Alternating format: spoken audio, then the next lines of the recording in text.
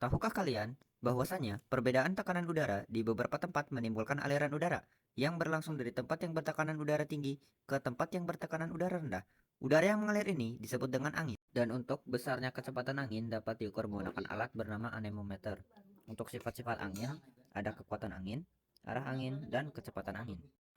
Kekuatan angin ditentukan oleh kecepatan angin itu sendiri, sesuai dengan hukum Stephenson bahwa kecepatan angin bertiup berbanding lurus dengan gradien barometriknya. Gradien barometrik adalah angka yang menunjukkan perbedaan tekanan dari dua isobar atau garis hayal yang memiliki tekanan udara yang sama pada jarak lurus 111 km. Arah angin menunjukkan dari mana datangnya angin dan bukan kemana angin itu bergerak. Ini berkaitan dengan gerakan angin yang dikemukakan oleh ahli ilmu cuaca dari Prancis bernama Brice Ballot. 1. Angin adalah massa udara yang bergerak dari daerah bertekanan maksimum ke daerah bertekanan minimum. Udara yang mengalir mengalami pembiasan. Pada belahan bumi utara, arah angin dibelokkan ke kanan, sedangkan di belahan bumi selatan, arah angin dibelokkan ke kiri. Semua itu disebabkan adanya gaya Coriolis akibat rotasi bumi. Faktor-faktor yang mempengaruhi kecepatan angin yaitu gradien barometrik, relief permukaan bumi, vegetasi atau banyaknya tumbuh-tumbuhan, dan tinggi permukaan tanah. Dari contoh kasus di atas, kita dapat mengetahui gradien barometriknya dengan menggunakan dua buah isobar dan jarak yang sudah diketahui. Untuk rumus mencari gradien barometrik, yaitu selisih isobar dikali 111 km dibagi jarak. Untuk cara pengerjaannya, silakan pahami dengan teliti. Dari contoh kasus di atas, kita disuruh mencari gradien mana yang lebih kencang angin bertiup. Untuk rumusnya, gradien barometrik sama dengan selisih isobar di peta dikali 111 km dibagi jarak 2 isobar dikali 1 minibar. Jenis-jenis angin yang pertama yaitu angin tetap. Angin tetap adalah angin yang bertiup sepanjang tahun. Indonesia hanya memiliki dua musim, yang pertama musim hujan dan musim kemarau. Musim-musim ini sangat berpengaruh oleh angin, yaitu angin barat dan angin timur. Selanjutnya yaitu angin pasat. Angin pasat merupakan angin tetap yang bertiup sepanjang tahun dari daerah tropis menuju ke daerah ekuator atau khatulistiwa. Karena temperatur di daerah tropis selalu tinggi, massa udara tersebut dipaksa naik secara vertikal atau konveksi. Selanjutnya yaitu angin antipasat. Angin antipasat yaitu angin yang arahnya berlawanan dengan angin pasat. Arah angin antipasat dapat dilihat pada arah awan yang tertinggal atau abu gunung Merapi. Selanjutnya adalah angin muson. Angin muson adalah angin yang berubah arah setiap setengah tahun. Angin ini juga dinamakan angin setengah tahunan. Angin muson terjadi karena perbedaan pemanasan antara belahan bumi utara dan selatan. Angin muson terbagi jadi dua, ada muson barat dan muson timur. Muson barat yaitu angin yang bertiup pada bulan Oktober sampai April di Indonesia. Sedangkan muson timur adalah angin yang bertiup pada bulan April sampai Oktober di Indonesia. Selanjutnya ada angin lokal. Angin lokal adalah angin yang bertiup secara lokal atau radius dekat di muka bumi. Angin lokal yang pertama adalah angin darat dan angin laut. Angin darat terjadi pada malam hari, oleh karena itu udara di darat pada malam hari lebih cepat dingin daripada udara di laut. Sedangkan angin laut terjadi pada siang hari, oleh karena itu daratan lebih cepat panas dibandingkan di laut. Angin lokal selanjutnya ada angin lembah dan gunung. Angin lembah adalah angin yang bertiup dari lembah menuju lereng gunung yang terjadi di siang hari. Sedangkan angin gunung adalah angin yang bertiup dari puncak gunung menuju lembah, terjadi pada malam hari. Angin lokal selanjutnya yaitu angin pohon. Angin ini merupakan angin yang sifatnya jatuh, turun, kering, dan panas. Terjadinya angin pohon dimulai dari massa udara yang mencapai puncak pegunungan akan mengalami kondensasi dan akhirnya timbul hujan pada satu sisi lereng. Selanjutnya ada angin siklon dan antisiklon. Bedanya angin ini adalah bagi angin siklon, daerah depresi adalah daerah yang bertekanan minimum yang dikelilingi daerah bertekanan maksimum.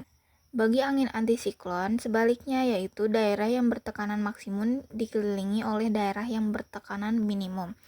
Cukup sekian, maaf jika ada kesalahan. Wassalamualaikum warahmatullahi wabarakatuh.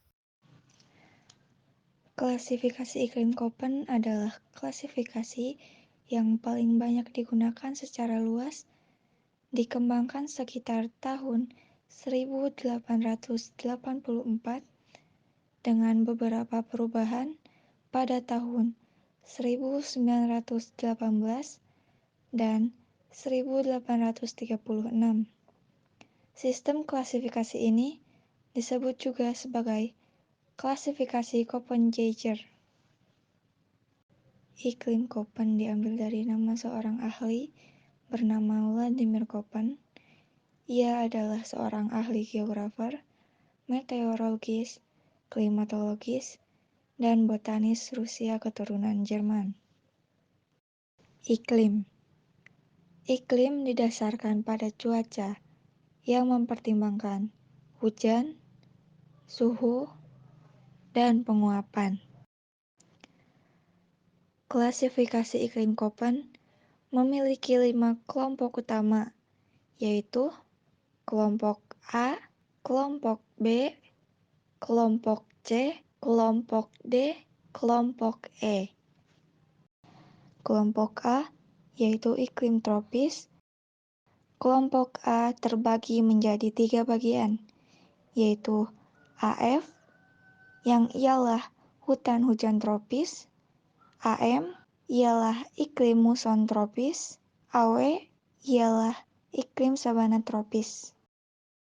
Kelompok B, iklim kering.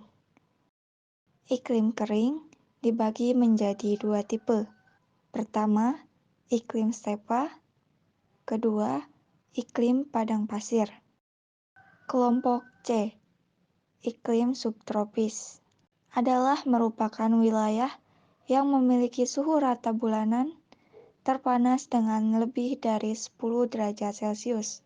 Terbagi menjadi 3 tipe. Iklim sedang dengan musim panas yang kering, atau CS. Iklim sedang dengan musim dingin yang kering, atau CW. Dan iklim sedang yang lembab, atau CF.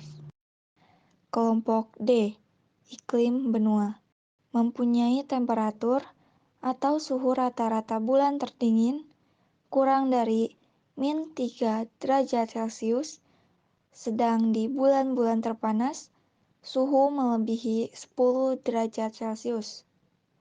Iklim benua dibagi menjadi 2 tipe. Iklim dingin dengan musim dingin yang kering, atau DW. Iklim dingin tanpa periode siang, atau DF, memiliki paling tidak 1 bulan dengan suhu rata-rata di bawah 0 derajat Celcius. Kelompok E, iklim kutub. Temperatur rata-rata dibilang terpanas kurang dari 10 derajat Celcius.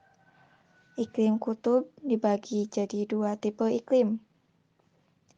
Iklim tundra atau ET, iklim es salju abadi atau EF. Cukup sekian dari kelompok kami. Maaf jika ada kesalahan. Wassalamualaikum warahmatullahi wabarakatuh.